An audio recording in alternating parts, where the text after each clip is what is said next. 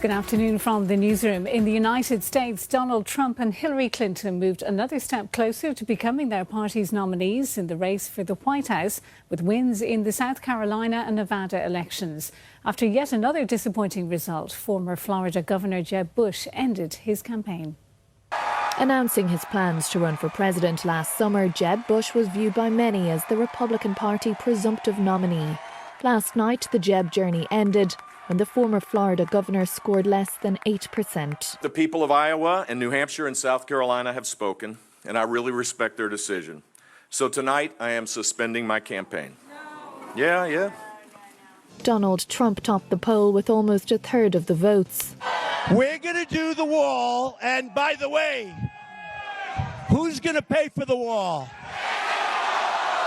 10 points behind him, Marco Rubio and Ted Cruz battled for second place. History will say that on this night in South Carolina, we took the first step forwards in the beginning of a new American century. We are the only campaign that has beaten and can beat Donald Trump. In Nevada, it was a case once again of better than expected turnout, but nevertheless it was Hillary Clinton who left victorious in a race closer than she would have liked. I'm on my way to Texas. Bill is on his way to Colorado. The fight goes on. The future that we want is within our grasp. Bernie Sanders was unfazed by the narrow defeat. When Democrats assemble in Philadelphia in July at that convention, we are going to see the results of one of the great political upsets in the history of the United States. The Republicans will now caucus in Nevada on Tuesday, and the Democrats hold a primary on Saturday in South Carolina, before the multi-state power play on Super Tuesday on March 1st. Katrina Perry, RTE News. With 5 days until polling day, election campaigning is continuing. The Taoiseach Enda Kenny was at Loophead Lighthouse to outline Fine Gael's plans to grow the tourism sector. In Dublin, Northern Ireland's Deputy First Minister Martin McGuinness criticised Fine Gael for resorting to the politics of fear, describing Sinn Féin's policies as the politics of hope, while Fianna Fáil was launching its policy document aimed at tackling the problems of the capital, primarily housing and crime. And Fianna Fáil has called for the Taoiseach to apologise for comments made during a rally in Castlebar, County Mayo yesterday. Describing some locals as whingers, Mr Kenny suggested they had refused to acknowledge that the town has experienced benefits from the growing economy. So I say to those people, and God knows we have some All-Ireland champions here in Castlebar. I don't mean Castlebar Mitchells, I mean the whingers that I hear every week saying, there's nothing happening.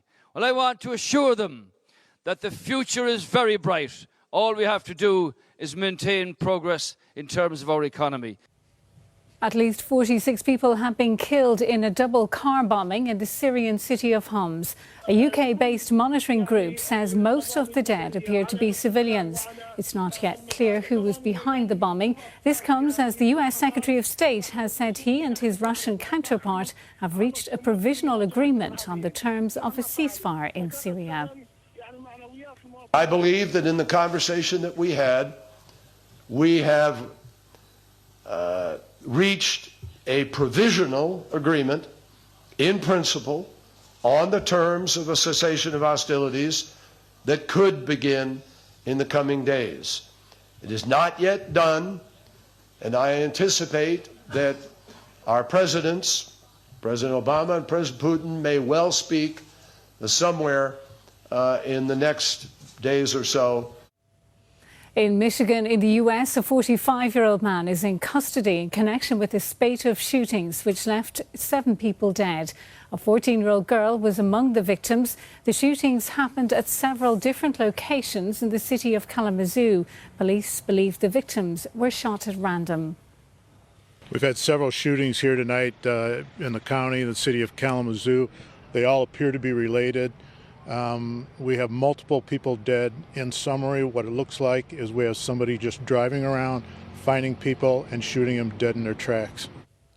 Sports news now, and Rory McIlroy is in a share of 5th place going into today's final round of the Northern Trust Open. A third round of 4 under par 67 has left McIlroy 10 under par overall, only 2 shots off the lead. He tees off at 6 p.m. this evening Irish time.